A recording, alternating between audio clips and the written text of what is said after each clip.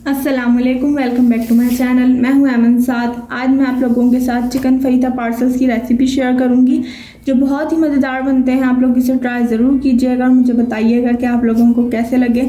जिसके लिए मैं सबसे पहले स्पाइस मिक्स तैयार कर रही हूँ। जिसके लिए एक प्याली में 1 खाने का चम्मच लाल मिर्च पाउडर लिया है, हाफ़ टी स्पून ज़ीरा पाउडर लिया है, हाफ़ टी स्पून लहसुन पाउडर लिया है, हाफ़ टी स्पून प्याज का पाउडर लिया है। ब्राउन प्याज को थोड़ा सा पीस लें, पाउडर सा बन जाए वो तो उसको शामिल कर दें आधी चाय का चम्मच। 1 चाय का चम्मच पेपरिका पाउडर, 1 चाय का चम्मच नमक शामिल किया है।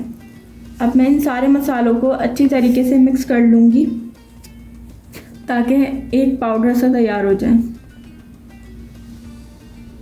एक तरीके से फहीता मिक्स मेरे पास तैयार हो गया है। अब मैंने बोनलेस चिकन की छोटे छोटे से क्यूब्स लिए हैं, हाफ़ केजी। उसमें उस जो मैंने अभी मसाला तैयार किया था वो मैंने इसके अंदर शामिल कर दिया है। छोटे क्यूब्स लेने हैं चिकन के ताकि जब हम फिल करें उसको तो बहुत बड़ा बड़ा बाइट ना आए मुंह में।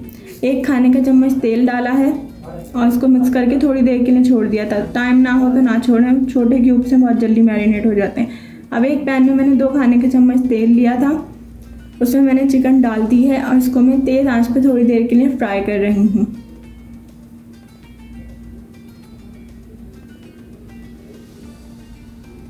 इतनी देर तक मैं इसको फ्राई करूँगी कि चिकन अपना कलर चेंज कर दे, चिकन का कलर वाइट हो जाए और उसके जो मसाले मैंने डाले हैं वो भी थोड़े से भुन जाए। थोड़ी देर तक मैंने इसको फ्राई किया था तो इसका कलर, चिकन का कलर चेंज हो गया था। अब मैं इसको ढककर तकरीबन 5 से 7 मिनट के लिए पकाऊंगी। चिकन ने जो अपना पानी छोड़ा है उसी में चिकन गल जाएगी क्योंकि बहुत छोटे क्यूब्स हैं। 5 से 7 मिनट लगे थे और ये गल गई थी। अब जब मुझे लगा कि ये गल गई है तो मैंने ढक्कन हटा के तेज़ आंच पे इसको फ्राई करना शुरू कर दिया है ताकि इसका पानी ड्राई हो जाए और जो मसाले हैं वो भी चिकन के ऊपर अच्छी तरीके से लग जाएं।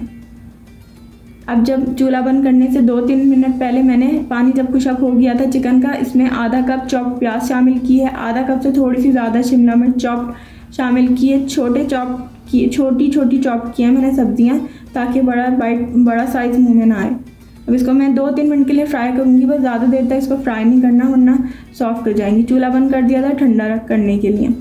अब मैंने समोसा पट्टी ली है, उसको प्लस साइन में रखा है और जो मैंने फिलिंग तैयार की थी जब वो ठंडी हो गई थी तो उसके अंदर मैं थोड़ी सी बिल्कुल शामिल कर रही हूँ। एक बॉक्स की तरह जो बीच का हिस्सा बन गया था उसमें मैंने रखी है इसको और थोड़ी सी मोज़रेला चीज़ ऊपर से डाली है। अब ये जो चारों कॉर्नर्स हैं मैं इसको ऐसे पेस्ट करूँगी कि एक बॉक्स की शक्ल इख्तियार कर लें।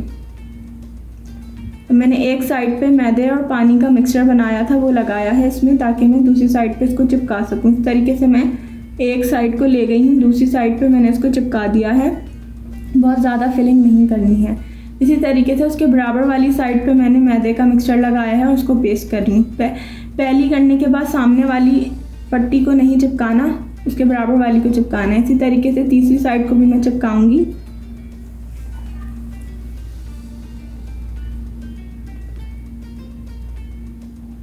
अब इसी तरीके से मैं चौथी साइड को भी पेस्ट कर लूँगी। इसी तरीके से करेंगे तो आपके कॉर्नर्स भी बंद हो जाएंगे और एक बॉक्स की शक्ल बन जाएगी। इस तरीके से मैंने सारे पार्सल्स तैयार कर लिए थे और मैंने इसको एक डिश पे फैला के फ्रीज़ कर लिए थे। जब ये फ्रीज़ हो गए थे तो मैंने इसको जिपलॉक बैग्स में भर के फ्रीज़ कर लिए हैं रमज़ानों के लिए।